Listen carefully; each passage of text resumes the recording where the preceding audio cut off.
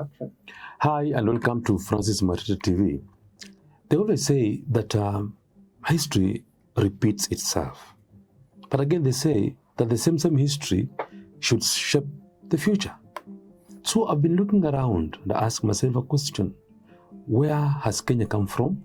And where is Kenya going to? Katiba ya Afrika yetu hii ya Kenya ni katiba ya kuendesha kazi yetu ya serikali ikiwa.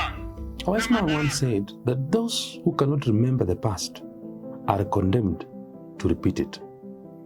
In 1963, Kenya gained independence after decades of colonial rule. The future by then seemed very bright. The country possessed fertile lands, strategic trade routes, abundant wildlife, and the population was eager to build a prosperous nation. So more than 60 years later, Kenya remains one of Africa's most influential countries. Yet, millions of citizens continue to struggle with unemployment, corruption, inequality, poverty, and the rising cost of living. You ask yourself, with that vibrancy, how did we get ourselves here? The question lies not in one government, not in one tribe, not even in one leader, but it lies in a series of decisions made over generations. And this is the story of Kenya's journey from independence to the present day. I, Uhuru Kenyatta, being chosen and admitted to the cabinet in Kenya, do swear that I will be true and faithful to Kenya. When Jomo Kenyatta became the first president, he inherited a nation divided by colonialism. His administration was focused on unity, it was focused on economic growth, on nation building, and many others. Under his leadership, Kenya experienced relative stability compared to many newly independent African states. However, beneath this success lay the seeds of future problems. The issue of land became one of the greatest challenges. Large tracts of land previously occupied by colonial settlers were expected to be redistributed to the ordinary citizens. Instead, much of this land ended up in the hands of politically connected elites. I was not born in 1963, but I was being told that Kenyatta used to be driven around asleep. Once he wakes up, he says, "My land now reaches here." So many communities felt excluded from the benefits of independence. At the same time, power became increasingly concentrated in the presidency. Institutions that should have checked in the executive authority remained very weak. People and critics argue that corruption and favoritism were beginning to emerge within the government structures. Had land reforms been implemented more fairly and institutions strengthened early, Kenya's future might have taken a different depth. The foundation of inequality were being laid then.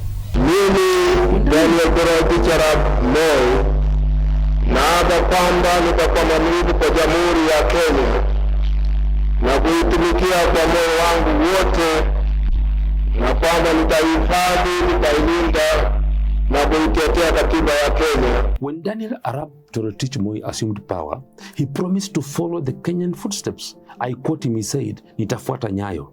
For a time, Kenya remained stable. However, the 1980s and 1990s witnessed growing authoritarianism. Political opposition was suppressed. Critics were detained. Press freedom was not there. The press faced increasing restrictions. Most damaging of all was the rise of large-scale corruption. The Golden Bag scandal became one of the biggest financial scandals in Africa. Billions of shillings were lost through front-end export compensation schemes involving gold and diamonds.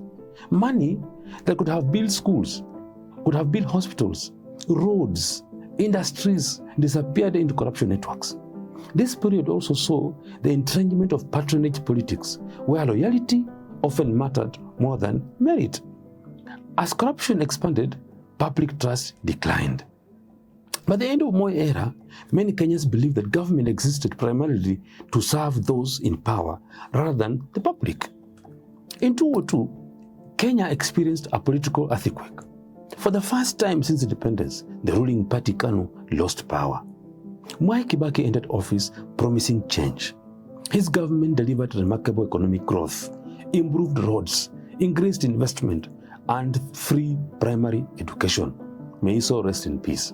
Perhaps the greatest achievement was the 2010 Constitution, which introduced devolution and strengthened democratic institutions. Yet, corruption did not disappear. The Anglo-leasing scandal revealed questionable government contracts worth billions of shillings.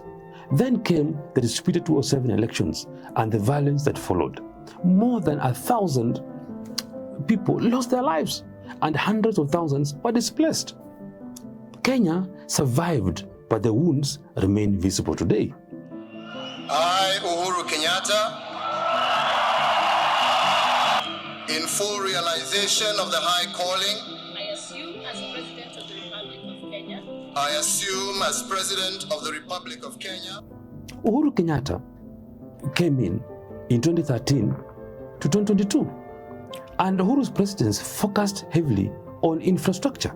Roads expanded, electricity reached more homes, and the standard gauge railway became one of the most ambitious projects in the modern Kenyan history. Supporters viewed these developments as investments in Kenya's future. Although critics asked one question: at what cost? Because public debt increased dramatically, rising concerns about the future repayment obligations. Most corruption scandals dominated headlines, including the National Youth Service scandal and the Aro Kimurol dam projects that were full of corruption. The COVID-19 pandemic further exposed weaknesses in our procurement systems.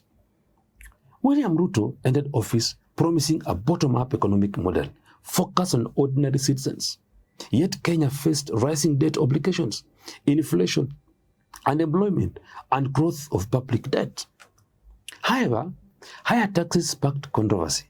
While youth unemployment remained a pressing concern, public demonstrations reflected growing demands for accountability and economic opportunities.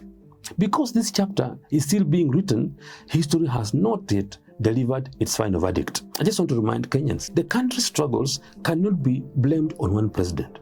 Each administration inherited problems, solved some, and created new ones. The true enemies of Kenya have often been corruption, tribal politics, weak institutions, lack of accountability, short-term political interests, and failure to place national interests above personal gain. Despite these challenges, Kenya remains a country of enormous potential. Its people are innovative, its youth are talented, and its economy remains one of the strongest in Africa. Progress requires stronger institutions, accountability, quality education, national unity, and active citizen participation. Kenya's history is a story of victories and mistakes. It is a story of independence, hope, struggle, resilience, and renewal. The future of Kenya will be determined by the choices of its leaders, its institutions, and its people. The question is no longer who failed Kenya. What kind of Kenya will this generation choose to build? I rest my case.